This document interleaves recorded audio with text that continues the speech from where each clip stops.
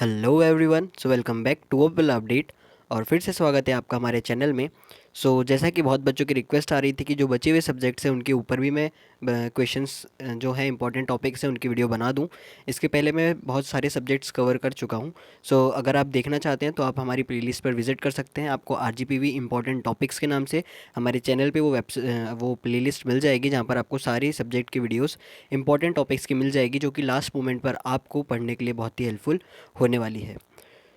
आप देख रहे हैं फिलहाल अपडेट, और अभी तक अगर आपने चैनल को सब्सक्राइब नहीं किया है तो चैनल को सब्सक्राइब कर दीजिए, वीडियो को लाइक कर दीजिए और बेल नोटिफिकेशन प्रेस कर दीजिए, ताकि आने वाली वीडियोस की लेटेस्ट नोटिफिकेशंस आपको मिलती रहे। तो चलिए बिना टाइम वेस्ट करे हम लोग इस वीडियो को स्टार्ट करते हैं। आज हम बात करने वाले हैं basic civil engineering, that is BCE, जिसके अंदर आपके मैकेनिक्स का पार्ट भी कवर होगा। आपका जो इतना बड़ा सिलेबस है इसको हम थोड़ा सा छोटा करके बताने वाले हैं। जो इतना बड़ा सिलेबस है आपका उसको हम थोड़ा सा छोटा कर देंगे, जिसमें से आपको पता होगा कि क्या क्या चीज़ें पढ़नी है, ताकि लास्ट मोमेंट पर आप सिर्फ यही यही पढ़ो और आप अच्छे मार्क्स स्कोर कर पाओ। ठीक है।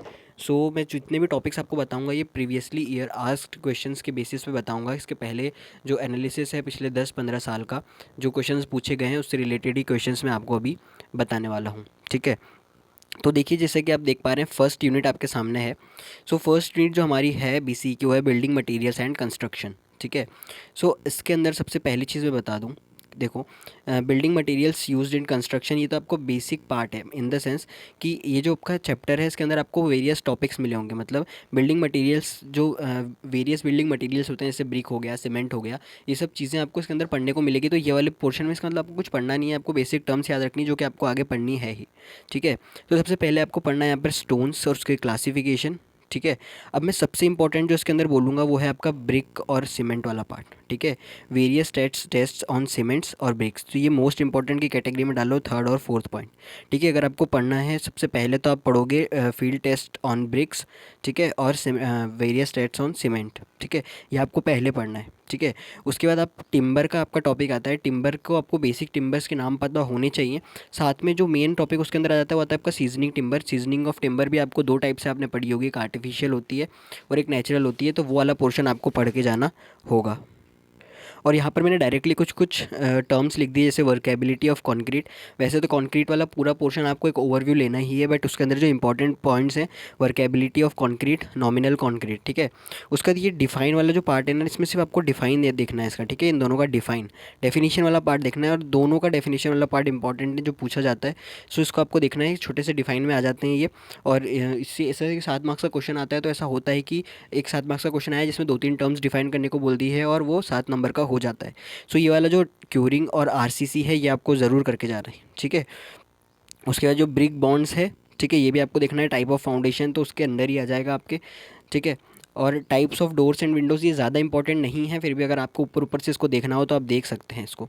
बट इसमें जो मोस्ट इंपॉर्टेंट मैंने बताया, field test applied on bricks, various test on cement, seasoning of timber, workability of concrete, ये सब आपको अच्छे से एक बार देखना है। ठीक है। और इन दोनों की डेफिनेशन जो कि क्योरिंग और RCC है वो भी आप पढ़ के ज़रूर जाइएगा, क्योंकि एक छोटा सा पोर्शन है, आप जल्दी इसको कवर कर सकते हैं। इसमें जो मेन पार्ट आपका होता है इस चैप्टर में वो ब्रिक पोर्शन। ब्रिक पोर्शन को आपको डिटेल्ड पढ़ना है और सीमेंट पोर्शन को भी आपको डिटेल्ड पढ़ना है। ब्रिक क्वेश्चन से सबसे ज़्यादा क्वेश्चन इससे पोर्शन से सबसे ज़्यादा क्वेश्चंस पूछे गए हैं आज तक। ठीक है। उसके बाद हम चलते हैं नेक्स्ट यूनिट के ऊपर। एक ये इंपॉर्टेंट यूनिट मानी जाती है सर्वेइंग एंड पोजिशनिंग। इससे थोड़े ज़्यादा क्वेश्चंस आते हैं ऐसा माना जाता है।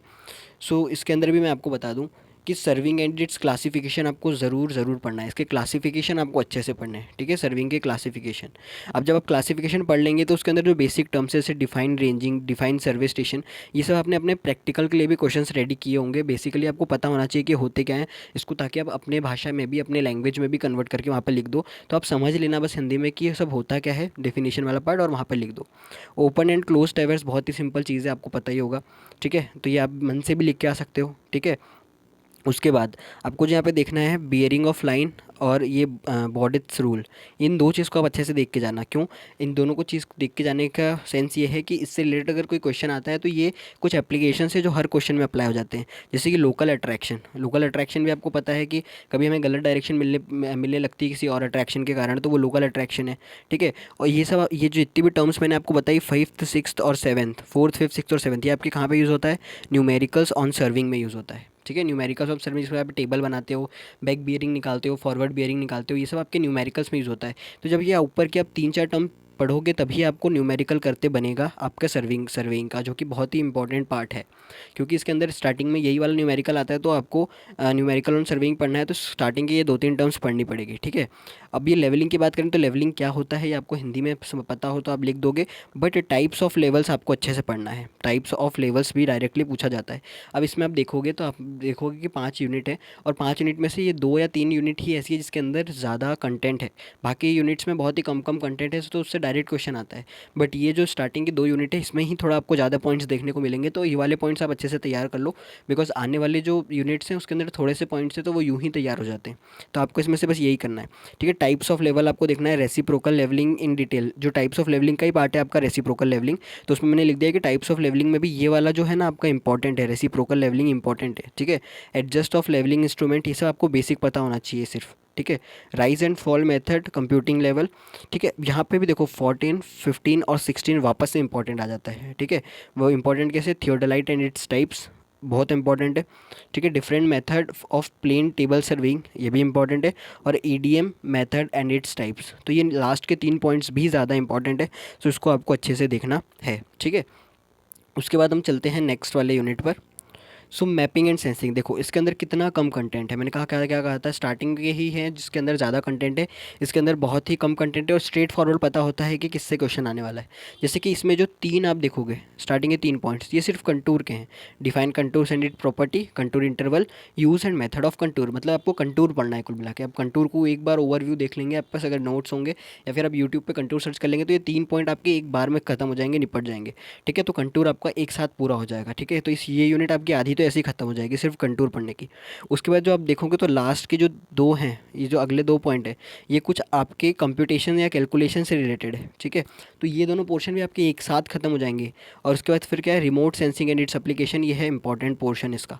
तो स्टार्टिंग में कंटूर और रिमोट सेंशन एप्लीकेशंस इसका इंपॉर्टेंट पोर्शन है, ठीक है। वैसे तो आप ये यूनिट पूरी कवर कर सकते हो क्योंकि बहुत ही छोटी यूनिट है। आप कुछ भी नहीं मत करो, अगर तो आप previous year questions in topic से उठा के देख लो और उसके अंदर जो आंसर्स हैं उनको पढ़ लो, तो आपका अपने आप टॉपिक भी कवर हो जाएगा और उस क्वेश्चन के बेसिस पे आपका वो भी रेडी हो जाएगा। सो ये बहुत ही ईजी तरीके से ये वाला चैप्टर आप कर सकते हो, अगर इसको आप टाइम दोगे तो। आप लास्ट के दिन अगर इसको रात में भी लेके बैठते हो तो ये वाला पोर्शन आप कर लोगे, अगर आपने एक बार पहले पढ़ रखा है तो। अगर आप फर्स्ट टाइम पढ़ रहे हो तो आप कंटूर को अच्छे से पढ़ो और remote sensing and its application को अच्छे से पढ़ो, ठीक है।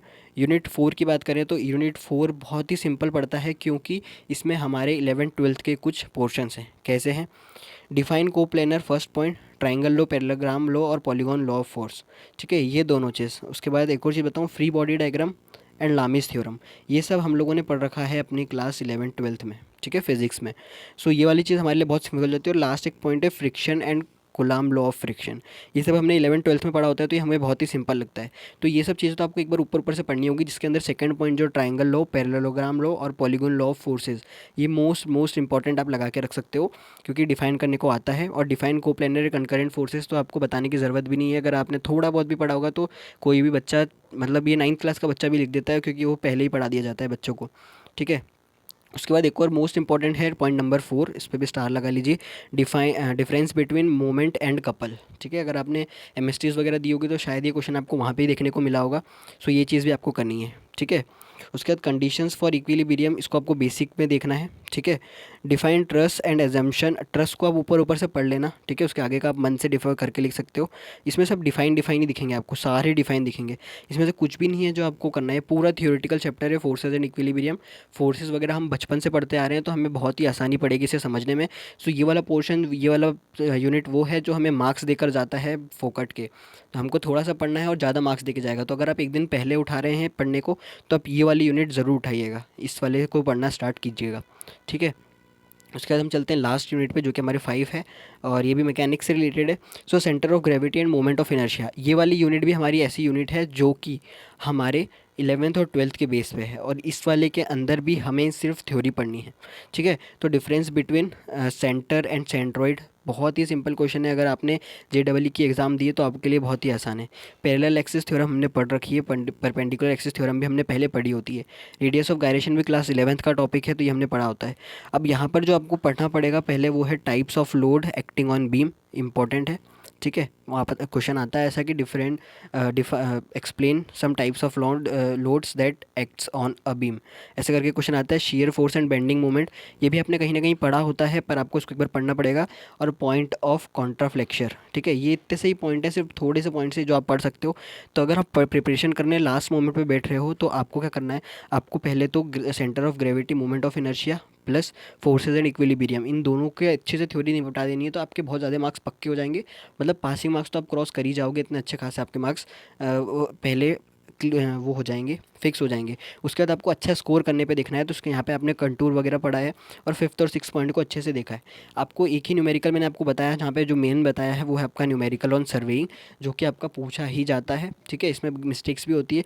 तो आपको न्यूमेरिकल ऑफ सर्वेइंग पढ़ना है, तो उसके थोड़े से रूल्स पढ़ने पड़ेंगे ऊपर वाले। तो न्यूमेरिकल ऑफ सर्वेइंग को प्रिपेयर करके जाना, जब लास्ट के 2 यूनिट पढ़ रहे हो, जब इस यूनिट पे आओ तो इसके जो डेफिनेशन है वो प्लस इसकी न्यूमेरिकल्स ज़रूर करके जाना, ठीक है। और बिल्डिंग मटेरियल्स में ब्रिक्स आपको नहीं छोड़ना है, स्टोन्स आपको नहीं छोड़ना है, सीमेंट्स आपको नहीं छोड़ना है, वर्केबिलिटी वगैरह अच्छे से पढ़ लेना कंक्रीट में। और उसके बाद आपको क्यूरिंग और आरसीसी की जो डेफिनेशन है वो पढ़ना है, ठीक है। बाकी सब आप ऊपर ऊपर से भी देखेंगे तो आपका काम हो जाएगा।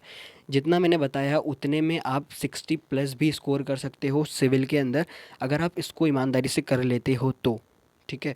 और अगर इसमें जितने भी पॉइंट्स मैंने मेंशन किए, अगर आप इन सारे पॉइंट्स को अच्छे से प्रिपेयर कर लेते हो तो आप इसको 70 आउट ऑफ 70 भी टच कर सकते हो, इस बात की मैं गारंटी ले सकता हूँ। बिकॉज़ ये जितने भी टॉपिक्स यहाँ पे हैं, ये सारे जो प्रीवियसली ईयर आस्क्ड क्वेश्चंस हैं उन्हीं से फ़िल्टर करके बनाए हुए हैं। सो ये सब क्वेश्चंस आपको बहुत ज़्यादा हेल्प करेंगे इस बार के एग्ज़ाम में। आई होप आपको वीडियो पसंद आई होगी। वीडियो पसंद आई है तो वीडियो को लाइक कर दीजिए और नीचे कमेंट कीजिए अगर कोई भी डाउट है तो। और भी वीडियोस चाहिए तो आप नीचे कमेंट करके बता सकते हैं। आपके एग्ज़ाम्स के लिए बेस्ट ऑफ लक।